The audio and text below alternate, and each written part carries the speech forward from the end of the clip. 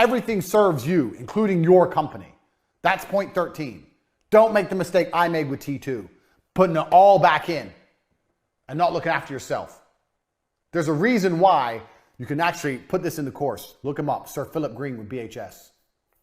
Billionaire, bought BHS, which is a big clothing store in England, saw it was failing, took billions and billions for himself, let it fail, let everyone's pensions go under, let it sink. Once he realized, you know what do I do here? Do I just make millions and billions for myself, or do I save this company? Nah, for me.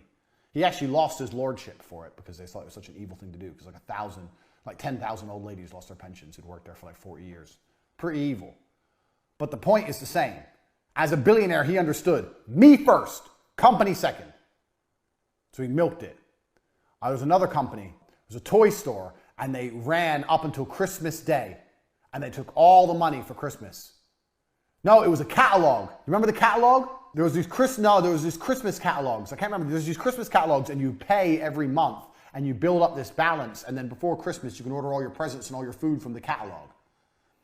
And they ran up until Christmas Day, and then they closed, took millions, and didn't deliver anything, ruined everyone's Christmases. I remember it was big in the news in England. They ruined something like 10,000 families' Christmases because they couldn't afford a Christmas anymore. But the managing director, because the managing director ended up going to court, but he still got away with it because it was legal, he took $7 million. He looked at his business and goes, you know what? I don't think this is sustainable anymore.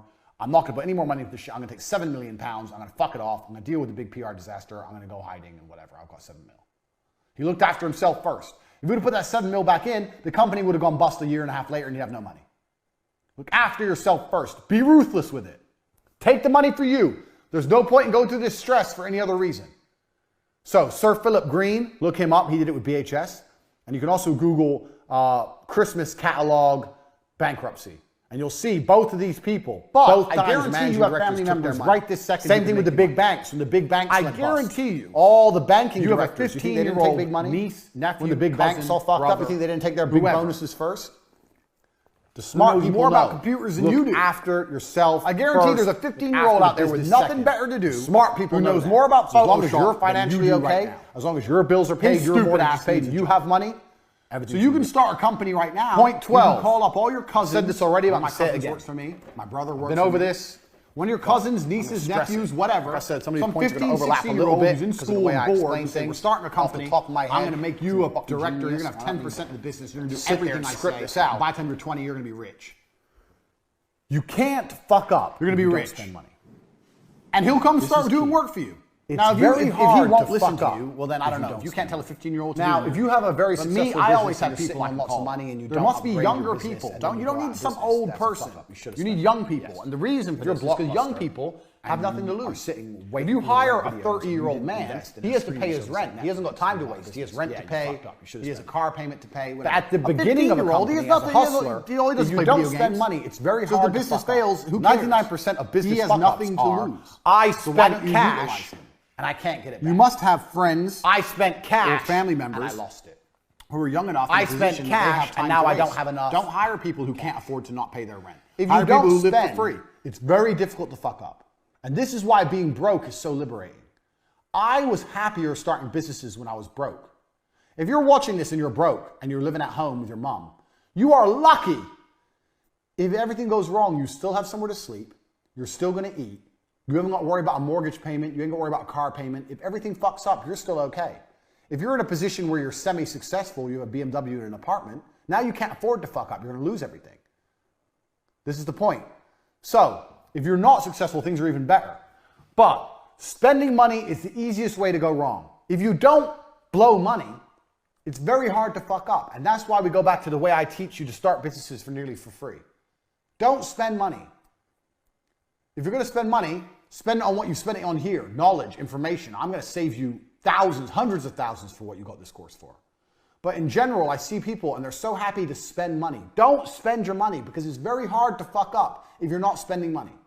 If you've got a hustle, it doesn't matter what it is, and it's bringing money in, yeah, and you're not spending money all the time, you'll be okay.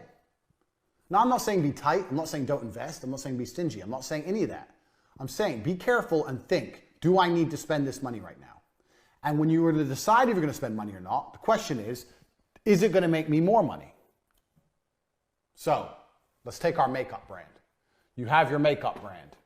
I chose makeup because I don't know anything about makeup because I'm a man. So it's just a general thing. You have your makeup brand. You have your website.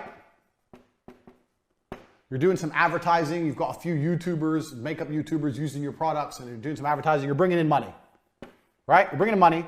Right now, you're all working from home. You're from home. You got boxes around your bedroom. You're working on a laptop. You're making money. Now, you have some money you can spend. How do you spend that money? I'm asking you, but I already know the answer.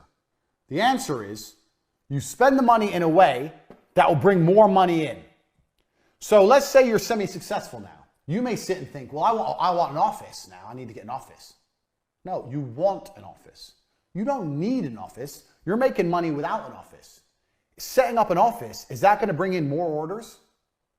How is you being in an office when the website's exactly the same going to bring in more orders?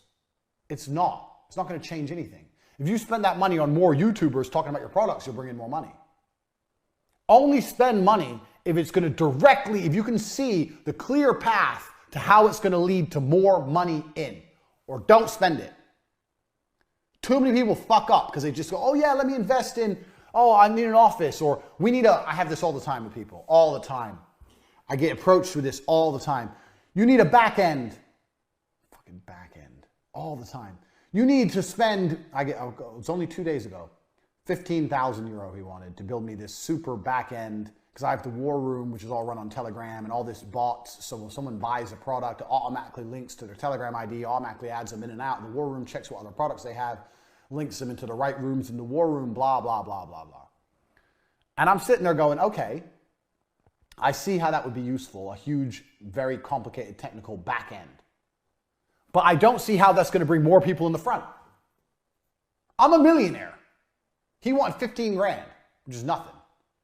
I don't see how me having all this fancy shit behind my website at this current stage, maybe at a later date, is going to make more people buy from my website. So why do I need it? All I need is people to buy. I don't need this back end, fucking back end, this big, huge back end for money. That may speed up things once they've already purchased. But right now I'm doing everything manually with staff, and the staff are competent and it's getting done. It's fine. So why do I need to spend this money? It goes against my business principles. When someone explains to me how this back end will convince more people at the front end to buy, then I'll be interested. But until then, if I'm going to spend 15 grand, I'm going to spend it on bringing more people in the front door. Now, if I get overloaded and there's no possible way I can deliver on my products, I'll buy a back end. But until that happens, I am only interested in one thing, money in. What's the other lessons I taught you in the first 10 lessons? One of the lessons was what? What's a business? A business is this. This is a business. This is a website, ain't a business. Money in the bank ain't a business. A back end ain't a business. The only thing that's a business is this. Orders coming in. That is a business. The rest of it is bullshit fulfillment. This is your focus. As long as you have this, you will be okay. T2 succeeded for a year, and it would have been for many years, because of this. As long as you have this, nothing will go wrong. If this goes, you're fucked. You can have the best website, the best cash reserves, and the best back end in the world. If no one's ordering, you're going to go out of business. If you have lots of orders, no cash reserves, and no back end, but people are buying and buying and buying, you've got a business. This is it. This is your focus. If you're going to spend money, it has to directly lead to this. Don't fall for the geek shit, especially with the war room. I've had so many people come at me and go, oh, and it's going to be a program, and it's going to be geek shit, programming, blah, blah, blah, blah, and you're going to be able to see everything, da, da, da. Very interesting. I understand why that sounds like something I need. But I don't see how it's going to convince more people to join the war room. People join the war room because I'm me and I give value. That's why they join the war room. And manually, I make sure everyone ends up where they need to be. And it's fine. You could argue that this might speed things up. And that's going to go back to number one, speed. This is going to speed things up, give my staff more time. But I already do my staff time equation. Remember staff, time saving? I'm very happy with the amount of time that's being saved, the amount of money each member of staff's making me. I have a good equation right now for my staff. That doesn't need adjusting. My staff are all fantastic. Everyone I work with is a G. So I don't need to invest a bunch of money. Plus, it's probably going to have a bunch of teething problems and not work properly anyway. So the point is, if you're going to spend money, be careful. And if you're going to spend money, you need to see a clear link to how it's going to bring more money in. Nothing else. This is your business. Nothing else is your business. The rest is bullshit. Number 14, reputation control. I get lots of questions of people who say, well, what about, my reputation? People are saying bad things, etc., etc. To control your reputation is very, very simple. You need to do more good than bad. You're never going to have people 100% happy. But as long as in general you do more good than bad, you'll be okay. Also, you'll find that people don't often really go out of their way to slander you unless you've really, really pissed them off. And one of the easiest ways to piss people off is to ignore them. So, in business, no matter how bad things are going, you never ignore them. Even if they're blowing up your email and messaging you nonstop, I'm unhappy, I'm unhappy, I'm unhappy, try and find a solution. People only get worse and they only get bitter if they're ignored. Because if they're emailing you, then they're not writing all over blogs and forums and making their complaints public. They're complaining directly to you, which means you can manage it. So this is another very important thing about business. Everything I've taught you so far, you obviously see there was some struggles along the way. And I learned the most important thing you can do to manage your reputation is to take all the criticism personally so they can't spend the criticism anywhere else. So if someone has any kind of problem, contact them and say, hey, you got a problem, let's talk about it, let's see if we can work something out, blah, blah, blah. Even if they're a complete unreasonable idiot, if you continue to email them back and forth and let them vent a little, they're very unlikely to continue to just spread crap all over the internet. Because that's the world we live in now. It's easy to find customers with the internet and it's easy to lose customers with the internet. So for reputation control, make sure you're prepared to speak to people even when they're being dicks. That's point 4.